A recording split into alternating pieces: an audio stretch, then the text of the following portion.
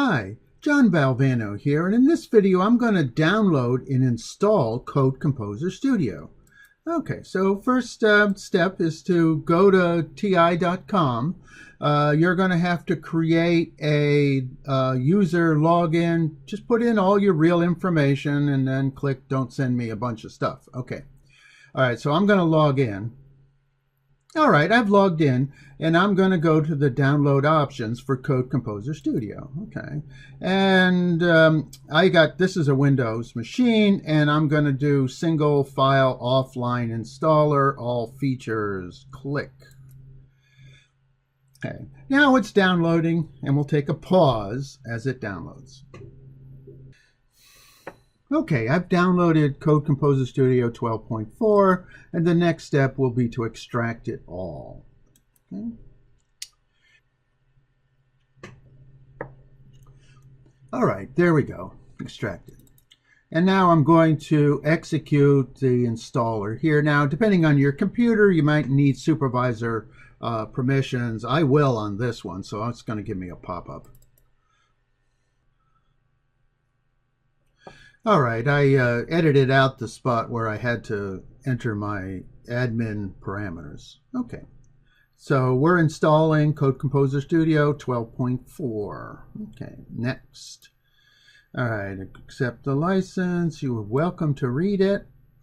It's Texas Instruments, so we trust them. Okay, check to make sure everything is okay. Yeah, I get this warning. I will reboot at the end, but I don't reboot now. Okay. And then when it goes to specify where to install it, I suggest you you choose the default location. It has to be someplace that's not backed up automatically, and you have write permissions too. And as you can see, it's got no spaces in it. So that's Code Composer Studio 12.4. I did not edit that. Okay, so yeah, so it's going to install Code Composer Studio 12. And we're going to do a custom. Full's fairly large.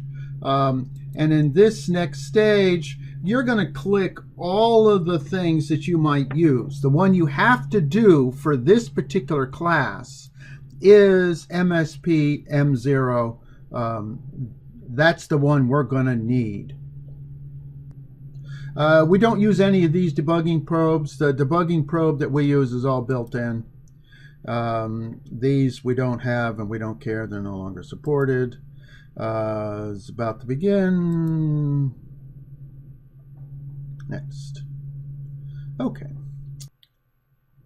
So this is a fairly long process. Again, I'm going to pause the recording and go have some coffee. I'll be back in a few minutes.